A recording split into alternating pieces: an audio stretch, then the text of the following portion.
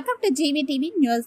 ప్రజల కష్టాలపై కేంద్రం మౌనం సరైంది కాదు. పెద్దపల్లి ఎంపీ గడ్డం వంశీకృష్ణ దేశంలో పెరుగుతున్న ఎల్పీజీ సమస్యలు, పరిశ్రమల మందగమనం మరియు సామాన్య ప్రజలు ఎదుర్కొంటున్న ఆర్థిక ఇబ్బందులపై కేంద్ర ప్రభుత్వం వెంటనే స్పందించాలని పెద్దపల్లి ఎంపీ గడ్డం వంశీకృష్ణ డిమాండ్ చేశారు. ప్రజల అసలు పరిస్థితిని గుర్తించి వారికి ఉపశమనం కలిగించే చర్యలు తీసుకోవాల్సిన అవసరం ఉందని ఆయన పేర్కొన్నారు. ప్రస్తుతం జొమాటో, జెప్టో వంటి యాప్ల ద్వారా పనిచేస్తున్న గిగ్ వర్కర్ల భవిష్యత్తు కూడా ప్రమాదంలో పడే అవకాశం ఉందని ఎంపీ వంశీకృష్ణ పేర్కొన్నారు. రెస్టారెంట్లు, హోటళ్లు మూతపడితే ఈ రంగంలో పనిచేసే యువతకు ఉపాధి అవకాశాలు తగ్గిపోతాయని ఆయన అన్నారు. కేంద్ర ప్రభుత్వం వెంటనే స్పందించి తెలంగాణతో పాటు దేశ ఆర్థిక పరిస్థితిపై తీసుకునే చర్యలను ప్రజలకు వివరించాలని ఎంపీ గడ్డం వంశీకృష్ణ స్పష్టం చేశారు. ప్రజల కష్టాలను అర్థం చేసుకుని సమస్యలకు పరిష్కారం చూపాలని ఆయన కేంద్ర ప్రభుత్వాన్ని కోరారు. హర్దీప్ పురి and S. Jaishankar over LPG concern amid Iraq war.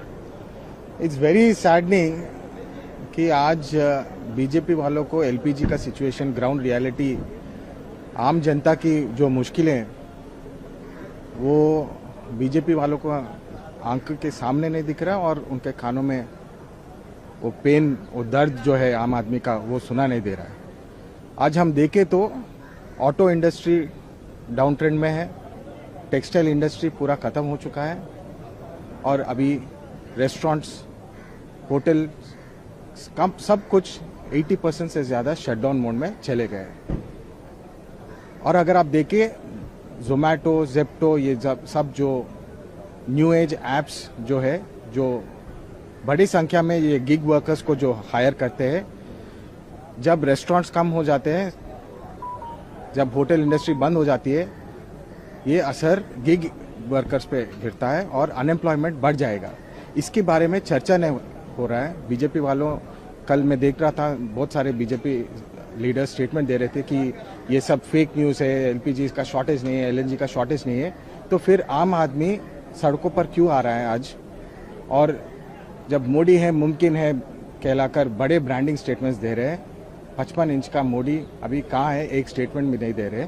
आम आदमी मुश्किलों में है, लेकिन मोदी गवर्नमेंट उस पर एक लफ्ज़ भी नहीं कह रहा. ये बहुत सैड सिचुएशन दिख रहा है. But Air India Express ticket price to rise as fuel surcharge imposed amid West Asia war. See, it's much natural. सबका खर्चा अभी बढ़ेगा. Most sad, disappointing thing, what BJP keeps saying is हम हिंदू के लिए करते हैं, हम अपना देश के लिए करते हैं. जब ये स्लोगन्स और स्टेटमेंट्स देते हैं, फिर बांग्लादेश को 5000 टन का डीजल सप्लाई अभी क्यों दे रहा है? जब हमारा देश के वासियों मुश्किलों में है, बांग्लादेश को 5000 टन देने का क्या ज़रूरत है? ये सवाल बीजेपी गवर्नमेंट आम आदमी को देना चाहिए. ఎల్పీజీ సమస్య ఏదైతే మన భారతదేశ వ్యాప్తంగా చూస్తున్నామో ఈరోజు చాలా పెద్ద సమస్య అయినది. రైతుల ద్రోహి బీజేపీ ఏదైతే ఉన్నదో, లాస్ట్ ఇయర్ యూరియా మిస్మేనేజ్మెంట్ చేసింది, పూర్తిగా మన తెలంగాణ రైతాంగానికి కూడా నష్టం జరిగింది.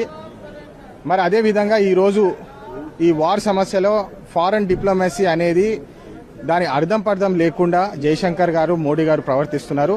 ఇప్పుడు ఈ LPG gas issue, LNG issue, urea మీద ఎఫెక్ట్ పడుతుంది. యూరియా షార్టేజ్ దేశవ్యాప్తంగా పడుతుంది, మళ్ళీ మన తెలంగాణ ప్రాంతం మీద ఎఫెక్ట్ పడుతుంది.